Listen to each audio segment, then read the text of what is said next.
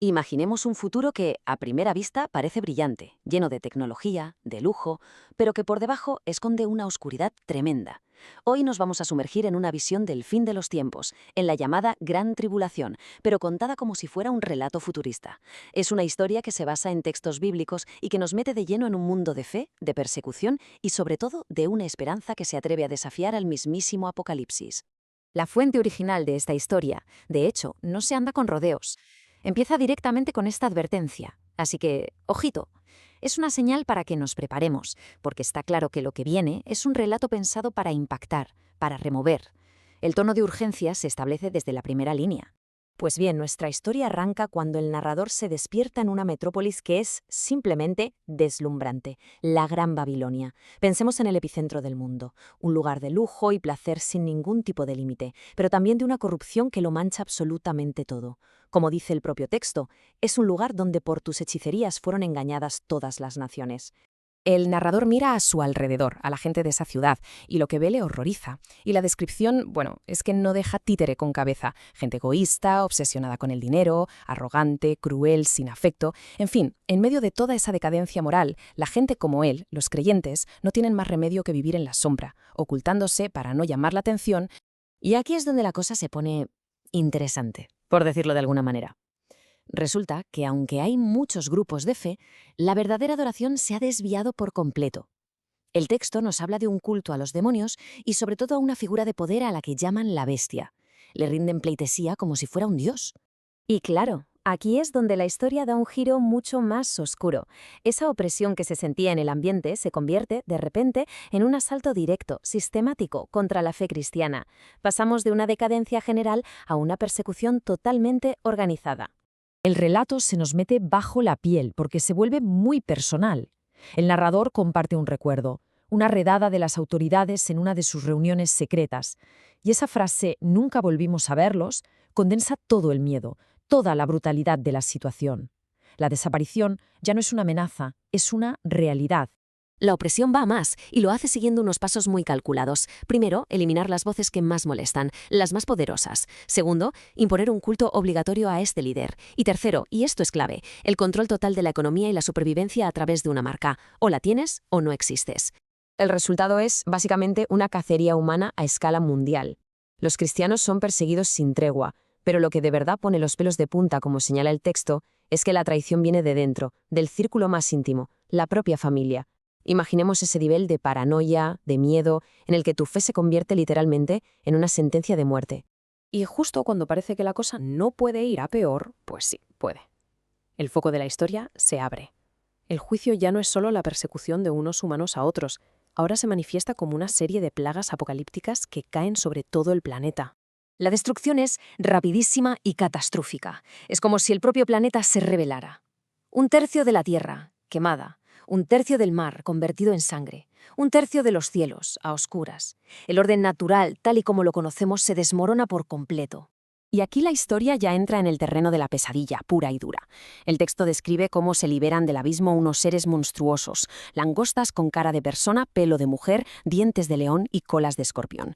Y su misión no es matar, no, es algo peor, infligir un tormento tan insoportable durante 5 meses que la gente desea morir, pero no puede. Y el sufrimiento no para, sino que se intensifica. Aparecen unas llagas dolorosísimas en todos los que aceptaron la marca de la bestia. Y por si fuera poco, el sol empieza a quemar con una fuerza brutal. Cada plaga parece un ataque directo a los símbolos de esa rebelión contra Dios. Y aquí viene el punto que es absolutamente crucial. A pesar de este sufrimiento a una escala inimaginable, la humanidad no se arrepiente. Al contrario, la fuente subraya que maldicen a Dios y se aferran todavía más a sus ídolos y a sus malas acciones. No hay ni un atisbo de arrepentimiento. Pero en mitad de toda esta locura, de este caos absoluto, algo empieza a cambiar en la mente de los creyentes que han logrado sobrevivir. La narración deja de centrarse en el sufrimiento y nos muestra un resurgir potentísimo de la esperanza. Ese anhelo de justicia se puede casi tocar. Desde el cielo, las almas de los que ya han sido asesinados por su fe claman, preguntan en voz alta cuánto tiempo más va a durar esta impunidad. Es un grito de dolor que pide, que exige, una intervención definitiva. ¿Hasta cuándo, Señor? ¿Y la respuesta? Bueno, la respuesta es la esperanza en estado puro. Llega como una promesa que lo cambia absolutamente todo. La idea de la resurrección y del rapto, de ser llevados para encontrarse con su Salvador, les da una fuerza completamente nueva. La muerte ya no es el final, es solo el paso previo a la liberación. Y esto lo cambia todo, porque la palabra aguardar, según la fuente, no significa simplemente sentarse a ver qué pasa, no es una espera pasiva. Implica preparar una bienvenida, una acogida activa, personal, incluso gozosa. De repente, los creyentes dejan de ser víctimas que sufren para convertirse en anfitriones que preparan con ilusión la llegada de su libertador. Y con esa nueva mentalidad, con esa espera activa y llena de esperanza, llegamos al clímax de la historia. El momento que lo pone todo patas arriba. La tan esperada segunda venida. El fin de la tribulación. Su llegada se anuncia con un cataclismo que básicamente desmantela la realidad. Primero un terremoto como no se ha visto jamás. Después, el sol se apaga, se vuelve negro, la luna se tiñe de rojo sangre, y las estrellas empiezan a caer del cielo. Es una deconstrucción total del mundo que conocemos. Y ante este evento, vemos las dos caras de la moneda. La reacción es totalmente opuesta. Mientras los reyes, los ricos, los poderosos, corren a esconderse aterrorizados, pidiéndole a las rocas que caigan sobre ellos para ocultarlos de la ira divina, los fieles levantan la cabeza porque reconocen que su salvación, por fin, ha llegado. Para unos es el terror absoluto, para otros, la liberación definitiva. Y así, después de toda la destrucción y el juicio, la visión nos muestra cómo se resuelve todo.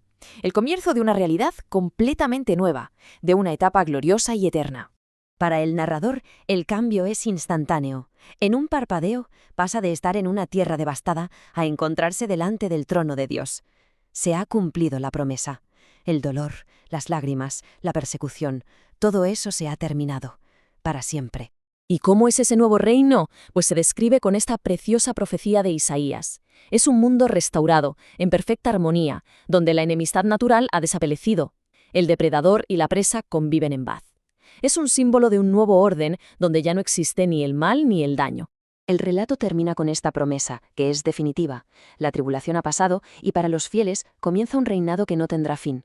Una historia que, más allá de la profecía, nos deja con una pregunta sobre la increíble resistencia que puede tener la esperanza en medio del caos más absoluto.